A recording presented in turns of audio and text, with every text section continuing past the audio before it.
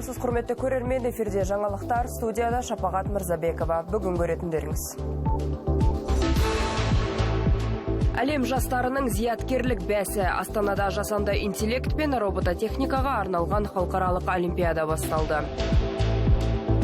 Тарихи сәт. Қазақ даласына 70 жылдан кейін жолбарыс қайта оралды. Үміт атты түз тағысы Іле-Балқаш резерваты аумағындағы табиғи мекеніне жіберілді. Дәлдік, жылдамдық және технология. Қонаев гарнизонында үздік жауынгерлер әскери шеберліктің жаңа үлгісін көрсетті. Астанада жасанды интеллект бойынша халықаралық олимпиаданың ашылу салтанаты өтті. Оған 106 елден келген 500-ден астам дарынды оқушы қатысып, білім мен технология саласындағы қабілеттерін сынамақ. Ашылу рәсіміне мемлекет басшысы Қасым-Жомарт Тоқаев қатысып, Қазақстанның цифрлық даму бағытына тоқталды. Қазақстан электронды үкіметті дамыту индексі бойынша 193 елдің арасында 24-ші орында, ал жаңа технологияларды енгізуге дайындық деңгейі бойынша орталық Азияда көш бастап тұр. Мемлекет басшысы алдағы кезеңде елді толық цифрлық мемлекетке айналдыру міндеті тұрғанын атап өтті. Олимпиадаға қатысушылар жасанды интеллект үлгілерін әзірлеу, автоматтандырылған роботтарды бағдарлауда бақ сынайды. Президент қазақстандық оқушылардың жетістіктеріне тоқталды. Ол жастарға сәттілік тілеп, байқау тапсырмалары және автономды роботтардың мүмкіндіктерімен танысты. Тарихи сәт. 70 жылдан кейін алғаш рет Амур жолбарысы табиғи мекеніне қайта оралды. Үміт атты аналық жолбарыс Іле-Балқаш мемлекеттік табиғи резерваты аумағына жіберілді. Жоба Қазақстан, Ресей және халықаралық табиғат қорғау ұйымдарының бірлескен жұмысы нәтижесінде жүзеге асты. Іле-Балқаш өңірі кезінде тұран жолбарысының мекені болған. Алайда өткен ғасырда табиғи ортаның бұзылуы мен браконьерлік салдарынан бұл жыртқыш Қазақстан аумағынан жойылып кеткен. Жануар ветеринарлық тексеруден өтіп, GPS қарғыбауымен жабдықталды. Енді оның қозғалысы тәулік бойы бақыланады. Жолбарыстың оралуы тек бір түрді қалпына келтіру емес, оңтүстік Балқаш экожүйесін сақтаудағы маңызды қадам. Алдағы уақытта аталық пен 2 жас жолбарыстарда дайындықтан кейін табиғи ортаға жіберілуі мүмкін.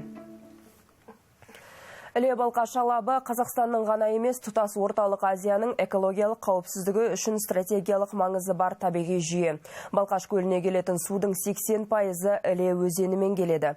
Сондықтан өзендегі кез келген өзгеріс көлдің тағдырына тікелей әсер етеді.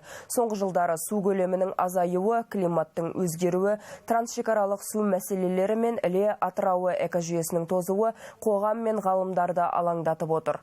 Осы өзекті мәселелер өңірлік сарапшылардың басын қосқан жиында кеңінен талқыланды. Жиында мамандар Іле өзенінің қазіргі жағдайын, Балқаш көлінің су балансына әсер етіп отырған негізгі факторларды және табиғи экожүйені сақтаудың нақты жолдарын саралады. Сарапшылардың айтуынша өткен ғасырдың екінші жартысынан бері өзеннің табиғи гидрологиялық режимі айтарлықтай өзгерген. Соның салдарынан көктемгі тасқын көлемі азайып, Іле атырауындағы тоғайлы ормандар мен балықтардың табиғи уылдырық шашатын орындары қысқарған. Туған ауылымызда ел көшіп құлдырлауы осы Іленің жағдайының төмендеуі. Іленің жағдайының төмендеуі.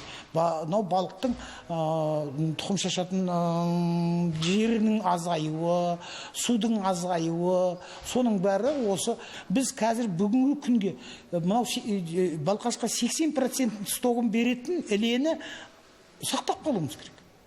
Кездесуде Іле-Балқаш өңірінің тарихи гидрографиялық өзгерістері де сөз болды. Мамандар бұрынғы Бақанас пен Құйған секілді өзен арналарының тартылуы тұтас өңірдің табиғи тепе-теңдігіне әсер еткенін айтты. Сондай-ақ трансшекаралық су ресурстарын тиімді басқарудың маңызы ерекше. Өйткені Іле өзенінің негізгі су қоры көрші Қытай аумағында қалыптасады. Сондықтан су мәселесін халықаралық құқық пен өзара тиімді ынтымақтастық аясында шешу қажет.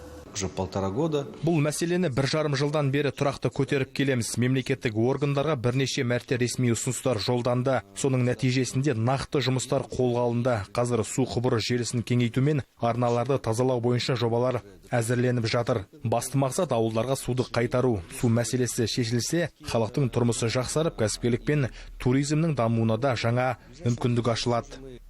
Сарапшылар Іле Балқаш алабын сақтау жөніндегі ұсыныстарды әзірлеуге келісті. Олардың қатарында мемлекеттік экологиялық мониторингті күшейту, Іле атырауын қалпына келтірудің кешенді бағдарламасын қабылдау, трансшекаралық су ынтымақтастығын дамыту, балық және аңшылық шаруашылығын жетілдіру секілді бастамалар бар. Аружан Мұратқызы, Абылай Құттықбай, Қонаев медиа.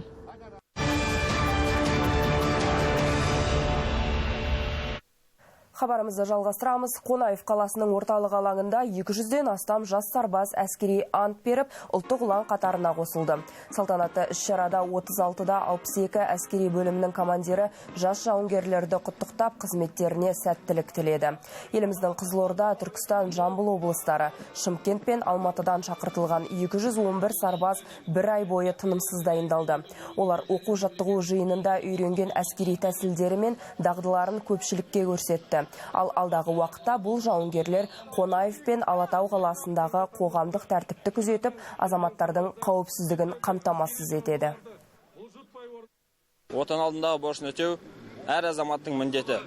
Сол үшін де әр азамат еліміздің алдында өз борышын өтеу керек. Мен әскерге өз еркіммен келдім. Сарбаздардың жігері, қызметке деген ынталары мықты, дайындалып келгендер де бар, оқып келгендер де бар. Қызметке деген дайындықтары барлығы жақсы. Қазіргі таңда ата-аналары келіп, осы әскери антты тамашалауда. Қонаев гарнизонында заманауи соғыс тәсілдерін меңгерген үздік сарбаздар жауынгерлік сынға түсті. Өңірлік әскери прокуратураның ұйымдастыруымен өтіп жатқан Асау әскери шеберлік жобасының 3-ші кезеңі өз мәресіне жетті. Үздік жауынгерлер ұшқышсыз ұшу аппараттарын басқарып, біліктілік танытады. Технология мен тактика тоғысқан бәсеке туралы әріптесім Дастан Маратұлы толық айтсын. Асау 2026 жобасының бәсі жоғары. Додаға қатысқан жалпы саны 4000-нан астам жауынгердің ішінен тек оқ бойы озық шыққан 9 сарбаз ғана осы 3-ші кезеңге жолдама алды. Финалдық сын заманауи дрондармен жау көзін жою тактикасына арналған. Мұнда іріктелген үздік 9-дық әуеден барлау жүргізіп, арнайы белгіленген нысананы тауып, оған дрон арқылы граната тастау тапсырмасын орындады. Шартты жарылғыш зат нүктеге дәл тигенде ғана жарылыс есепке алынады. Мұнда қатысушылардың ұшу шеберлігі, көздеу дәлдігі мен жылдамдығы маңызды. Финалдық кезеңде жалпы 6 этап қарастырылған. Оның бүгін 3-ші кезеңі дронмен барлау. Осыған дейінгі ұлттық ойындарға садақ ату, пышақ лақтыру кезеңдеріне бағытталған этап өтті. Одан кейін жүзу этапы өтті. Қазір 3-ші кезең. Бұдан кейін біздерде Дубай челленджге ұқсайтын этап бар. Зияткерлік кезең, сосын ату кезеңі бар. Асанбектің дроны қазір бірінші нүктеге қарай бағыт алуда. Неге өздеріңіз байқағандай, бұл 6-шы үміткердің нысананы дәл көздеу болды. Жалпы 9 үміткердің ішінде әзірге 6 ғана нысананы дәл көздеп шықты. Жарыстың соңында сол үздіктердің ішінен уақыттары есептеліп, ең мықтысы анықталатын болады. Жарыста оқ бойы озық шыққан үздіктер еліміздің элиталы бөлімшелеріне қызметке тұруға бірегей мүмкіндік алады. Оған қоса жеңімпаздар арнайы сыйлықтармен марапатталып, 10 күндік демалыс беріледі. Отан алдындағы борышын өтеп жүрген жауынгерлерде бұл бәсекеге барын салып бағуда. Дайындық керемет. Мен өзімнің әскери бөліміме және командиріме үлкен рахмет айтамын. Маған үлкен поддержка беріп, қатты ауыр болған жоқ. Тек осыған дейін кішігірім қателіктерім болды, кішігірім кедергілер болды. Бірақ әлі алда жарыс бұйырса. Сол үшін барынша күшімізді салып жарысқа қатысып жатырмыз. Дронмен барлау кезеңі сәтті аяқталды, алайда Асау 2026 жобасы мұнымен тоқтамайды. Алдағы уақытта жауынгерлерді бұдан да күрделі сынақтар күтіп тұр. Олар шыңға өрмелеу шеберлігін көрсетіп, ғимарат ішіндегі лаңкестердің көзін жою, яғни арнайы басып алу тактикасын бойынша бақ сынасады. Жарыс тамыз айының соңында қорытындыланады. Дастан Маратұлы, Абылай Құттықбай, Қонаев медиа. Жаз мезгілінде ауыл жастары уақытын қалай және кіммен өткізіп жүр. Іле ауданында кәмелетке толмағандардың қауіпсіздігін қамтамасыз ету және құқық бұзушылықтың алдын алу бағытындағы жұмыстар күшейтілді. Әсіресе қоғамдық тәртіптің сақталуына кешкі және түнгі мезгілде ерекше назар аударылып отыр. Іле ауданында кезекті рейдтік профилактикалық іс-шара өтті. Тексеру компьютерлік клубтарды, ойын-сауық орындары мен саябақтар қамтылды. Себебі жасөспірімдер кешкі және түнгі уақытта осы орындарда жиі бас қосады. Ауданда 67 мыңға жуық кәмелетке толмаған жасөспірім бар. Жыл басынан бері олардың қауіпсіздігін қамтамасыз ету мақсатында 43 рейд ұйымдастырылған. Қылмысқа алдын алу жұмыстарын жүргізу мақсатында жасөспірімдер арасында осындай рейдтер жүргізіліп жатады. Оның ішінде прокуратура өкілдері бар, ювенальный полиция бар, участковыйлар бар, және әкімшіліктің қызметкерлері бірге қатысып, осындай шараларды атқарып жатырмыз.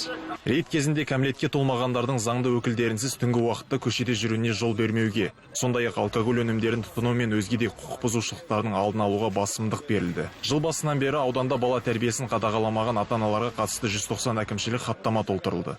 Сондай-ақ 260-тан астам жасөспірімге тәртіп шара қолданылды. Алдын алу шаралары өз нәтижесін беріп жатыр. Соңғы рейд барысында ешқандай құқық бұзушылық анықталмады. Ерекше біздің назар аударатынымыз ол жерде жиі қылмыстар болатын елді мекендерге баса назар аударамыз. Ол жақта тұрғындармен кездесулер өткізіп, құқықтық түсіндірме жұмыстарын жүргіземіз. Біздің басты мақсатымыз құқық бұзушылықтың алдын алу, азаматтардың қауіпсіздігін қамтамасыз ету және қоғамдық тәртіпті сақтау. Мұндай рейдтердің негізгі мақсаты құқық бұзушылықтарды анықтау ғана емес, олардың алдын алу. Әсіресе кәмелетке толмағандардың қатысуымен болатын келеңсіз жағдайларға жол бермеу. Бала қауіпсіздігіне ең алдымен ата-ана жауапты.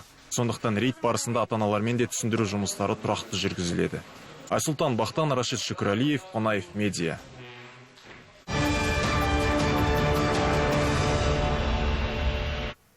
Алматыда еліміздегі жастарға арналған ең ірі экологиялық жобалардың бірі тұрақты жол байқауының қорытындысы шығарылды.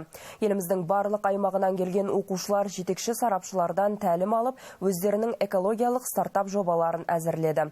Байқауда 18 команда финалға жолдама алған. Үздік бастамалар қаржылай қолдауға ие болды. Жас экологтардың тың идеялары жайлы тілшіміз Айсұлтан Бақтан баяндайды. Жоба аясында қатысушылар танымдық дәрістер мен бейінді шеберлік сабақтарына қатысып, экологиялық жобаларды команда болып әзірлеудің қыр-сырын меңгерді. Сондай-ақ қорытынды презентация дайындап өз бастамаларын қазылар алқасының алдына сәтті қорғауға машықтанды. Білім беру бағдарламасын экология, кәсіпкерлік, медиа, қаржылық сауаттылық және инновация салаларындағы жетекші сарапшылар жүргізді. Біздер 7 команда іріктеп алдық. Ол 7 командар қазіргі кезде өздерінің жұмыстарын тағы да көрсетуде. Сол 7 командадан жалпы 3 ең үздік команда алынатын болады. Байқау қорытындысы бойынша бірінші орында Алматы қаласының Экостеп командасы иеленді. Екінші орын Орал қаласынан келген қатысушыларға бұйырса, үшінші орынды Өскемен қаласының командасы жеңіп алды. Байқаудың жалпы жүлде қоры 5 миллион теңге. Жеңімпаздар бұл қаражатты өздерінің экологиялық бастамаларын дамытуға және жобаларын жүзеге асыруға жұмсай алады. Бәріміз білеміз, ағынды сулар фабрикалардан шығады, және олардың құрамдарына көбінесе ауыр металдар болады, және олар адамдарға, өсімдіктерге, жануарларға да көп зақым келтіреді. Және біз сол зақымды жойып қана қоймай, біз оны пайдаға айналдырамыз. Жұмыс принципі, яғни сол құрылғының ішіне су барады, тоқ әсерінен бізде реакция жүреді. Нәтижесінде біз қайта қолдануға дайын металл аламыз және тазартылған су аламыз. Тұрақты жол өскелең ұрпақтың бойына мәдени, адамгершілік және экологиялық құндылықтарды сіңіріп, туған өлкенің табиғатына жанашырлықпен әрі жауапкершілікпен қарау мәдениетін қалыптастыруға бағытталған білім беру бағдарламасы. Бұл жоба 7 жылдан бері үздіксіз жүзеге асырылып, жастардың экологиялық санасын арттыруға және табиғатты қорғау бастамаларын қолдауға үлес қосып келеді. Айсұлтан Бақтан, Талғат Жанбота, Қонаев Медиа. Қонаев қаласында кітап оқуға қызығушылық артып келеді. Бүгінде қалалық кітапхананың тұрақты оқырмандарының саны 17 мыңнан асқан. Оның 35% жастар. 2 жыл бұрын президент тапсырмасымен кітапхана толық жаңғыртылып, заманауи талапқа сай жабдықталған. Қазір мұнда 90 мыңнан астам кітап қоры бар. Сонымен қатар оқырмандарға қолайлы жағдай жасалып, жаңа технологиялар енгізілген. Кітапхананың тұрақты келушілерінің бірі оқушы Сабина Бауыржанқызы. Ол бос уақытын кітап оқуға арнап, тарихи шығармаларға ерекше қызығушылық танытады. Кітап адамның дүниетанымын кеңейтіп, ойлау қабілеті мен мәдениетін қалыптастыруда маңызды рөл атқарады дейді жас оқырман. Жалпы менің ойымша, қазіргі таңда жастар өз уақытын өте тиімді пайдалану керек. Ол тиімді пайдалану ол тек қана телефонмен шектелген білім емес. Осындай киелі жерлерге келіп, түрлі жақсылықтар жасап, өзі дамыған адам әрқашан бір саты үстіде тұрады деп ойлаймын мен. Маған ең ұнаған кітап ол Оян қазақ кітабын Міржақып Дулатов жазған. Ол жерде мен өте қатты сезіндім ол кітапты, ішіне кіріп, жалпы фильмінде көрген болатынмын. Ал бастауыш сынып оқушылары көбіне ертегілерге қызығады. Дегенмен олардың арасында қазақ әдебиетінің көлемді шығармаларын оқып жүргендері де бар. Әртүрлі ертегілер оқимын. Оларды оқығанда телевизордан көріп отырған сияқты болады. Ояқта қызықты күшті кейіпкерлер бар, желаяқ дегендер әсіресе көп келеді ертегілерде. Мен кітапханаға өте жиі келіп тұрамын, кітаптар оқып тұрамын, Абай жолын оқығанмын. Ол адамның өзінің мінезін дұрыстауға және де жақсы жолға апаратын кітап. Кітапхана жаңғыртудан өткеннен кейін келушілер саны айтарлықтай өскен. Жобаны жүзеге асыруға жергілікті бюджеттен 257 миллион теңге бөлінген. Бүгінде кітапхана цифрлық мүмкіндіктерді ұсынатын заманауи мәдени орталыққа айналып отыр. Қазір мұнда 2,5 мыңға жуық электронды әдебиет қолжетімді. TikTok желісінде өзіміздің платформамызды ашып, сонда керемет жұмыстар жүргізіп жатыр. Одан бөлек әртүрлі ерекше форматтағы іс-шаралар, кітап фестивальдері, open air астындағы кітап оқулары, және ақшалай қорлары бар, жүлделері бар, байқаулар, және кездесулер, жас оқырмандардың клубтарының жұмыс жасауы, солардың барлығы жастарды кітапхана қазір көптеп тартып жатыр.